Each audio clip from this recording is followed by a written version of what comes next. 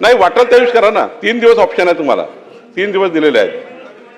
दुसरा अध्यक्ष महोदय, या ठिकाणी एक महत्त्वाचा निर्णय झाला आहे की सोलापूर महानगरामध्ये जे अनादी कालापासनं 118 वर्षापूर्वी भास्करराव जाधवजी जे इंग्रजाच्या काळामध्ये 118 वर्षापूर्वी इंग्रजाच्या काळामध्ये कामगार वसाहती ज्या होत्या त्यांना काही जमिनी दिल्या होत्या आणि ह्या जमिनी फ्री होल्ड करण्यासाठी 118 वर्षापासून तेथील जनता ही वाट पाहत आहे आणि त्यामुळे ह्या 813 मिळकती आहेत आणि 9000 कुटुंब आहेत, 40,000 परिवार आहे, 40,000 जनसंख्या राहते या वस्तीमध्ये.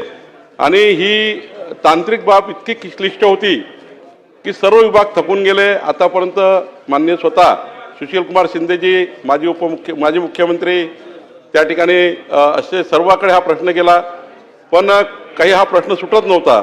पण राज्याचे मुख्यमंत्री देवेंद्र फडणवीसजी यांनी माझ्यावर जबाबदारी दिली आणि हा प्रश्न सोडण्याकरता आम्ही या ठिकाणी पुढाकार घेतला.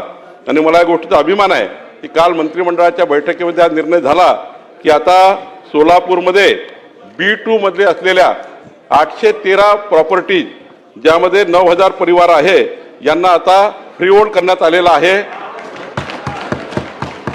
आणि फ्री होल्ड करताना 1989चा जो रेडी रेकनर होता, आजचा नाही, 1989च्या रेडी रेकनरच्या 2.5% पैसे, फक्त 2.5%, 89च्या रेडी रेकनरच्या 2.5% पैसे एवढाच त्या ठिकाणी घेण्याचा निर्णय घेतलेला आहे.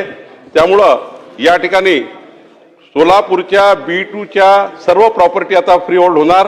हा ऐतिहासिक निर्णय झालेला आहे आणि एखाद्या निर्णयाच्या मागे किती लागायचं, एखादं काम करून घेण्याकरता किती पाठपुरावा करायचा, याचं उत्तम उदाहरण त्या भागाचे आमदार देवेंद्र कोठे आहेत.